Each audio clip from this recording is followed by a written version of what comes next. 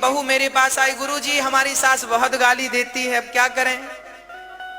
हमने कहा सास गाली दे तो हमने उसे एक छोटी सी कागज की पुड़िया दे दी। हमने ये कागज की पुड़िया दी, हमने कहा लो पुड़िया, और जब तुम्हारी सास गाली दे तो ये पुड़िया अपने यहां पर दोनों दाढ़ों के बीच में दबा लेना। हाँ महाराज जी दबा लेना। अब वो घर गई और हमने कहा सास जितनी गाली दे उतने जोर से दबाना।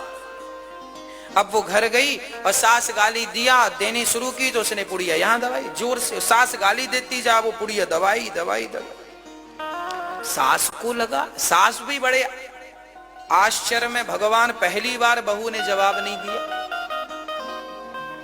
दूसरे दिन फिर सास ने प्रोग्राम शुरू किया, गाली गाली गाली, इसके बाद ये वो। बहू ने फिर जल्दी से पुड़िया दबा ली। दूसरे दिन सास को लगा राम राम, तो शुरू दिन 1 घंटा बोली थी, इस बार आधे घंटे में। अकेली कब तक भौं भौं करेगी बताओ।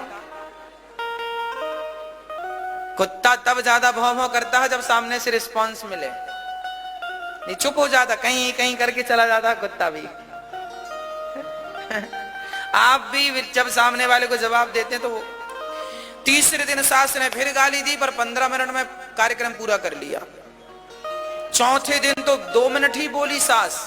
अब सास को लगा बहू को क्या हो गया, ये तो जवाब नहीं देती। 5वें दिन सास बहू से जाकर पूछी, अरे बहू अब तुम हमारी बहू नहीं हो, अब तुम हमारी बेटी बन गई हो। ऐसी हमारी बेटी थी, हम गाली देते थे वो कोई जवाब नहीं देती थी, अब हम तुमको बेटी मानेंगी। अब तो बहू दौड़ी दौड़ी आई, गुरुजी क्या दिया था पुड़िया में, सास तो मां बन गई। हमने कहा पुड़िया खोल के देखो। उसने पुड़िया खोल के देखी, उसने कहा महाराज जी तो कुछ भी नहीं है इसमें, कोई भभूति अभूति नहीं है। हमने कहा कोई भभूति थोड़ी देते हैं। अरे बोले सास मां कैसे बन गई। हमने कहा मेरी बहन आपने कोई जवाब नहीं दिया, आपने सास की गालियां 5 दिन सहन कर ली तो 5 दिन में ही आपकी सास मां बन गई। जब आप सहन करेंगे तो अपने आप सामने वाले को बदलने की ताकत रखेंगे। सामने वाला तब बदलेगा जब आप पहले अपने आप को बदलेंगे। अपने आप में बदलाव लाइए, आप में सहनशीलता होगी तो सामने वाला अपने आप बदलेगा। कब तक नहीं बदलेगा। आप जवाब देते हैं तो आग लगती है, मत दिया करो, देने दो गालियां।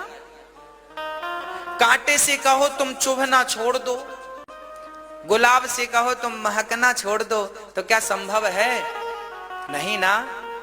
जैसे इस गुलाब ने कांटों के बीच में रहने की आदत बना ली है, उसी प्रकार आप अपने घर के वातावरण में रहने की अपनी आदत बना लो। जवाब देने से कोई फायदा नहीं।